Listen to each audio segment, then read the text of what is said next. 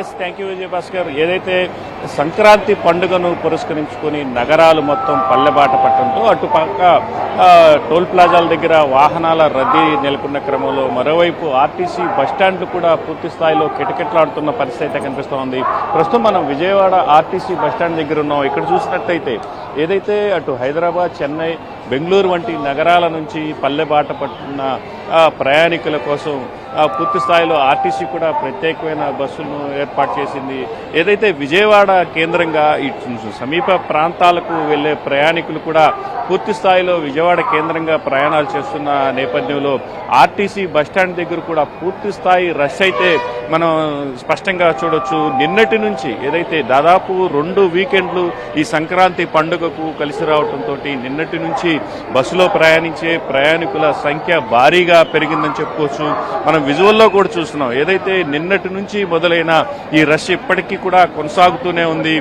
సుదూర ప్రాంతాల నుంచి అటు ఏపీఎస్ఆర్టీసీతో పాటు తెలంగాణ ఆర్టీసీ కూడా పూర్తి స్థాయిలో ఈ సంక్రాంతి పండుగ నేపథ్యంలో రెగ్యులర్గా తిరిగే బస్సులతో పాటు ప్రత్యేకంగా బస్సులను ఏర్పాటు చేస్తున్న నేపథ్యంలో అటు ఆర్టీసీ బస్టాండ్ దగ్గరకు ప్రయాణికులు పెద్ద ఎత్తున చేరుకుంటున్న పరిస్థితి అయితే ఉంది.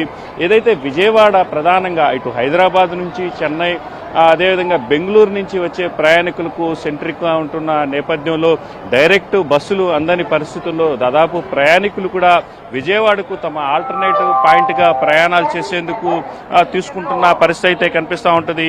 ఇక్కడ నుంచి తమ ప్రాంతాలకు ఏదైతే విజయవాడ నుంచి ఇటు వైజాగ్ వరకు అంటే ఇటు ఉభయ గోదావరి జిల్లాలతో పాటు ఏలూరు, మచిలీపట్నం, అదేవిధంగా కాకినాడ, అమలాపురం, తణుకు, తుని వంటి ప్రాంతాలకు కూడా ఇక్కడ నుంచి కనెక్టింగ్గా వెళ్తున్న పరిస్థితి అయితే ఉంది. మరోవైపు ఏదైతే ఇటు గుంటూరు, అదేవిధంగా చీరాల, ఒంగోలు ప్రాంతాలకు కూడా డైరెక్ట్ బస్సులు అందని ప్రయాణికులు కూడా ఇటు విజయవాడ వైపు వచ్చి అటువైపు వెళ్లే ప్రయాణాలు చేస్తున్న నేపథ్యంలో ఇటు ఆర్టీసీ బస్టాండ్ కూడా పూర్తి స్థాయిలో రష్ అనేది కనిపిస్తూ ఉంది. నిన్నటి నుంచి అటు ప్రత్యేక బస్సులు దాదాపు ఏపీఎస్ఆర్టీసీ కూడా విజయవాడ రీజియన్ నుంచి దాదాపు 600 సర్వీసులను ఏర్పాటు చేసింది.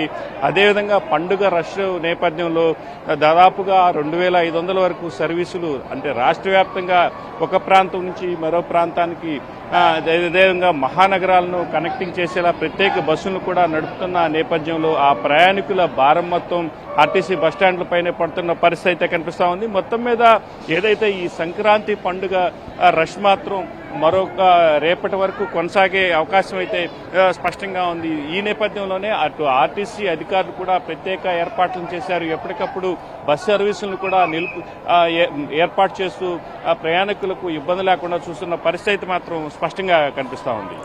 Right Suresh, thanks for the updates.